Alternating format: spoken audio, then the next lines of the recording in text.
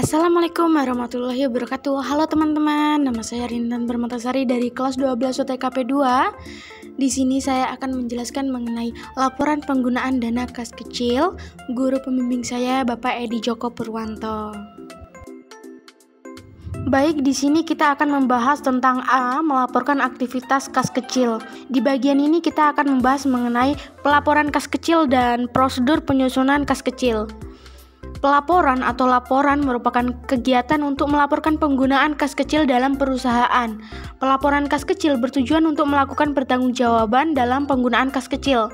Dalam pelaporan kas kecil, setiap terjadi penerimaan dan pengeluaran kas harus dicatat dan dimasukkan perhitungan dalam laporan pertanggungjawaban.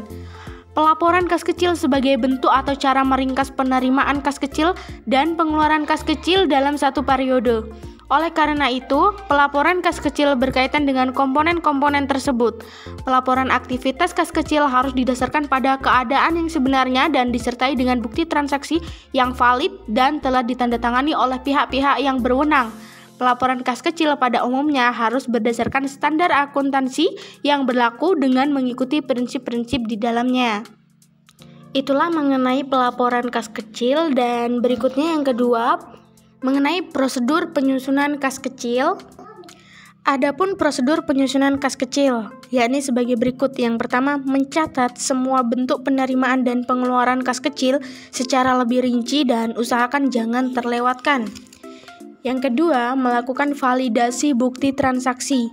Validasi bukti transaksi artinya mengetahui apakah bukti transaksi ini sudah valid ataukah belum.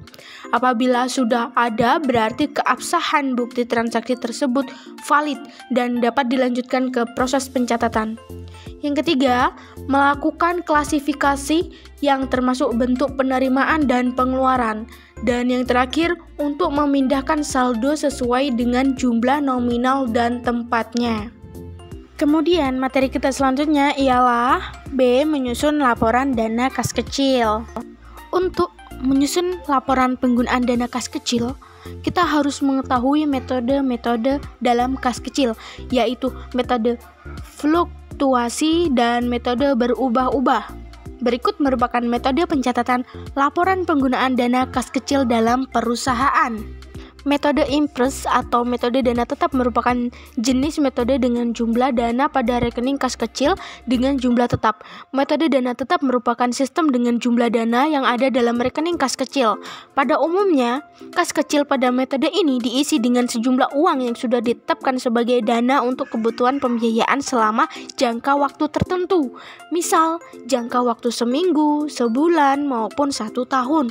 Dalam metode impres, apabila jangka waktunya sudah habis dan dana kas kecil menipis, dapat dilakukan pengisian kembali dana kas kecil dengan cara menarik dana di bank sesuai dengan jumlah yang diinginkan. Hal tersebut membuat metode dana tetap paling banyak digunakan oleh perusahaan karena mempermudah pengawasan. Adapun kelebihan dari metode impres system. Yang pertama, metode impres system digunakan untuk memudahkan dalam melakukan pengawasan penggunaan kas kecil. 2. Metode impres system mudah dalam menghitung karena jumlahnya yang tetap.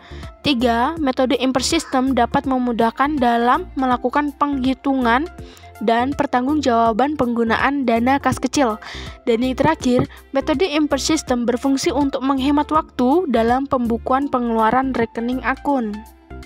Adapun langkah-langkah operasional metode impres. Berikut langkah-langkah operasional metode dana tetap. Pertama, pengisian dana kas kecil, di mana pemegang dana kas kecil diberi sejumlah uang tunai untuk melakukan sejumlah aktivitas pembayaran yang sudah diprediksikan untuk dapat memenuhi kebutuhan perusahaan dalam satu jangka waktu, seperti 1 minggu maupun 1 bulan. Kedua, kas kecil difungsikan sebagai alat untuk melakukan pembayaran pengeluaran perusahaan yang sifatnya kecil. Dan 3, apabila kas kecil sudah habis, kasir kas kecil membuat pengisian kembali kas kecil dengan mengisi sejumlah pengeluaran. Itulah mengenai langkah-langkah operasional metode dana impres. Yang kedua, laporan dana kas kecil metode fluktuasi. Penyusunan laporan penggunaan dana kas kecil selain menggunakan metode impres system, juga menggunakan metode fluktuasi. Metode fluktuasi atau metode berubah-ubah merupakan metode penentuan kas kecil dengan saldo kas kecil yang sifatnya berubah-ubah. Artinya, apabila terjadi pengeluaran, kas akan langsung dicatat sehingga proses pencatatan dilakukan secara rutin dan rinci. Laporan dana kas kecil metode fluktuasi berbeda dengan metode laporan kas kecil imper system. Adapun perbedaan metode fluktuasi dengan imper system. Yang pertama, pada metode imper system, setiap bentuk pengeluaran yang dilakukan oleh kasir tidak dibuat jurnal atau tidak diposting ke jurnal. Sedangkan pada metode dana fluktuasi, pengeluaran yang dilakukan kas kecil harus dilakukan pencatatan ke dalam jurnal. Kedua, pada metode imper system, setiap melakukan pembentukan kas kecil atau melakukan pengisian kembali kas kecil, jumlahnya selalu tetap sesuai dengan jumlah pengeluarannya. Sedangkan pada metode dana fluktuasi, pengisian kembali tidak harus sama dengan jumlah pengeluaran yang sudah dilakukan. Dan ketiga, pada metode imper system, jumlah saldo kas kecil selalu tetap seperti semula. Sedangkan pada metode fluktuasi, jumlah saldo kas kecil selalu berubah-ubah. Itulah mengenai perbedaan metode fluktuasi dengan imper system. Berikutnya, materi terakhir kita ialah C, sistem penerimaan dan pengeluaran kas. Sistem merupakan jaringan sejumlah prosedur yang saling berhubungan dan dikembangkan sesuai dengan pola untuk melaksanakan aktivitas utama dalam perusahaan. Prosedur merupakan suatu bentuk operasi yang menyangkut beberapa orang dalam satu atau beberapa bagian dengan tujuan untuk menjamin adanya keseragaman pelaksanaan suatu transaksi perusahaan yang berulang-ulang. Kas merupakan bentuk alat pertukaran atau uang, baik di perusahaan maupun bank. Pada umumnya, kas kecil sangat mudah untuk dipindah datangkan dan tidak dapat dibuktikan kepemilikannya sehingga mudah terjadi penyimpangan dalam kas. Pengawasan intern dalam kas meliputi struktur organisasi, semua periode dan pengukuran yang terkoordinasi dalam suatu perusahaan, menjaga ketelitian dan kepercayaan data akuntansi, serta meningkatkan efisiensi. Adapun tujuan dari sistem pengendalian intern adalah sebagai berikut. Yang pertama, menjaga kekayaan dan catatan akuntansi. 2, memeriksa ketelitian dan keandalan akuntansi.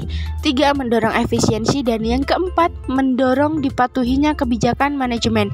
Itulah tujuan dari sistem pengendalian intern dan pengertian dari sistem penerimaan dan pengeluaran kas. Itulah video penjelas dari saya mengenai laporan penggunaan dana kas kecil. Mohon maaf apabila ada salah kata atau ucap. Saya akhiri, wassalamualaikum warahmatullahi wabarakatuh, dan terima kasih yang sudah menonton.